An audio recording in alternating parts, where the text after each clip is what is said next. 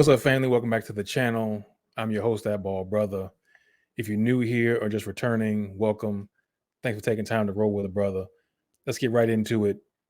Miss Pearly Things is making her rounds on the internet, trying to explain why she said the things she said, taking full accountability, all those nice, clean buzzwords and make everything seem all right.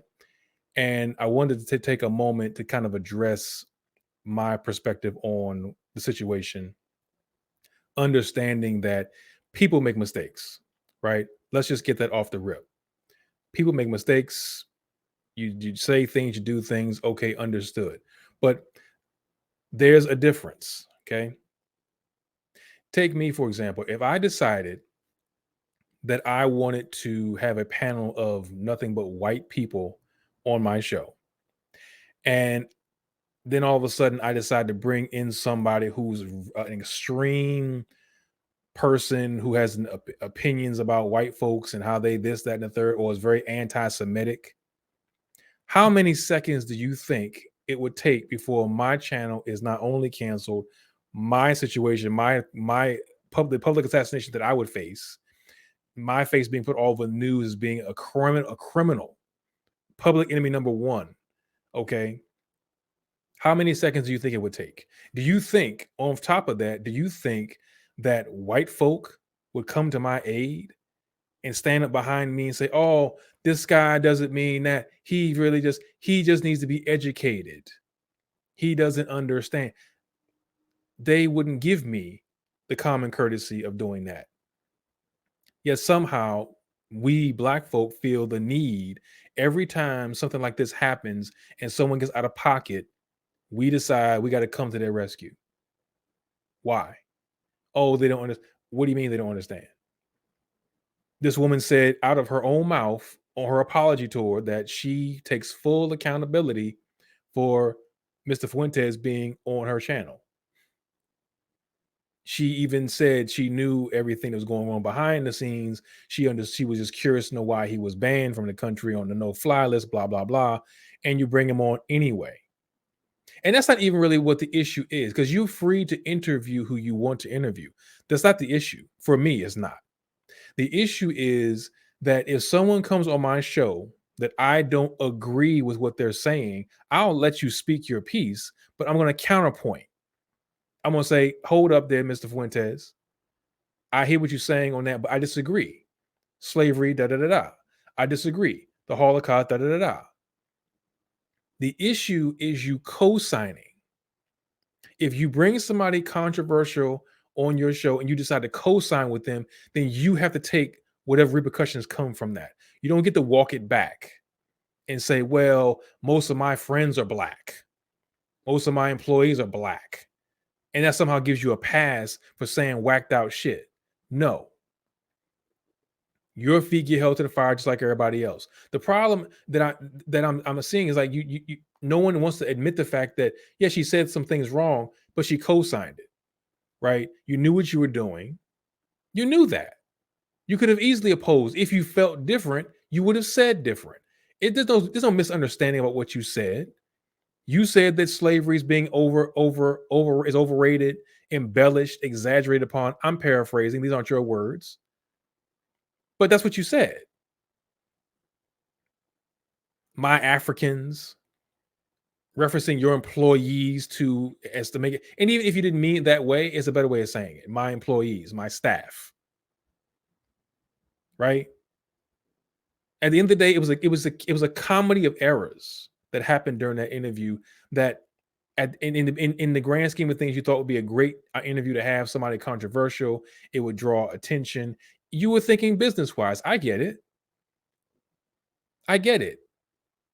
You were looking for the clicks, looking for the likes. I get it. But in situations like this, in any interview, not just controversial interviews, you need to be careful about what you co-sign on. People can have opposing viewpoints. There's no issue with that. We don't have to agree. You come on my show, you can say whatever the hell you want.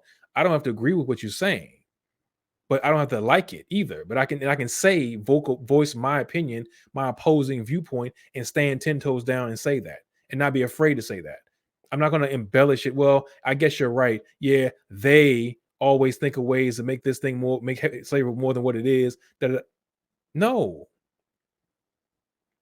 that kind of commentary can't be allowed. And the fact that I ain't saying we, because it ain't all of us, mostly surprisingly, Black male content creators are rallying behind this woman as if she's been unjustly accused of something. The receipts are in the tape, gentlemen. Why are we acting like we don't? Oh, she needs. Oh, she didn't really mean that. It's not about her being a racist or not. The comments were made. This is how she feels. If you can't say I didn't feel that way. You said it. Why would you say something you don't agree with? To some level.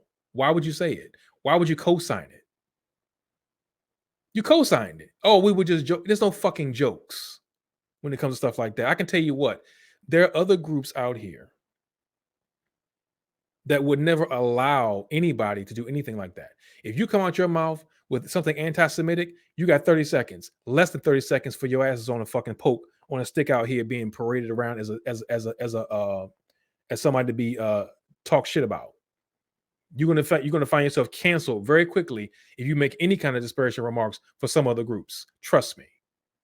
But not for Black folks. Not for Black folks. We find a way to make it all right. Why? Yeah, we sit around here and make disparaging remarks about Black women. All Black women are trash. That we talk about each other, but you come into this grown ass woman's aid to defend her for saying stuff about slavery, saying her Africans, making references like this, as if she's some kind of slave owner. Is that what we're doing? And you're getting mad with the rest of us for wanting to know what the fuck is going through your head? How can you have no reason to be sitting around questioning why are we upset? We too sensitive. Get the fuck out of here with that we too sensitive bullshit. That's the problem. That kind of mentality is why we're in the position we're in right now, because we always taking stuff and not standing up for ourselves and saying, no, enough of that shit. We're not going to tolerate it. There's laws on the books for other groups protecting them, outright saying, I'm not talking about vague ass laws. I'm talking specific laws that say, if you make any kind of disparaging remark about this particular person, this particular group, any kind of protesting, your ass can be arrested. I haven't done the research as of this video, but I want to find the law that specifically says if you make any kind of disparaging remarks to Black folks, treat them any kind of way, you can be arrested. That specifically says that. Specifically. Now I'll take a moment right here and shout out to Dr. Shauna, who's another colleague out here putting out good information. She was speaking on the same thing with just pearly things, and she brought up the ADL League, or not the ADL League, the ADL. And she was talking about how, again, as I said, the Jewish community doesn't tolerate this kind of behavior. Take a listen. But so many of us now, we don't see it as a big deal. We don't see it as a big deal. But guess what? This community of people see it as a big deal. This community of people see it as a big deal. And nothing gets by with this community of people. You can't say anything, not even Elon Musk. You cannot say anything, not even Elon. I don't care how much money in the world you have. You can't say anything or the ADL is going to be on your behind. It could have been a joke. They don't care if you are joking. They are on your behind. They're writing articles. They're writing blogs. They're going to be on CNN. They're going to be on ABC. They're going to be on CBS. They're going to be on 123. They're going to be on AB. They're going to be on everything. They don't care. They don't care what anybody else have to say. See, when it comes to us, we allow everybody else to tell us how we should feel. Yep. We allow everybody else to tell us what's right or what's wrong and how we should and should not feel. The ADL don't care what anybody else say. Y'all can say, oh my God, the ADL, y'all making a big thing out of nothing. They don't care what you have to say. Exactly. And we don't have any organization that I have seen in action like this level go out here and speak up and say, oh, no, you can't do that. Oh, no, no, no, we're not going to tolerate that. Now, if I had to be honest and look at the situation, I'm going to say that part of the problem is because we have a habit or a history of being self-derogatory. Our music is self-deprecating. So if it goes back to the old joke where well, white people say, well, you use the N-word, why can't we use it?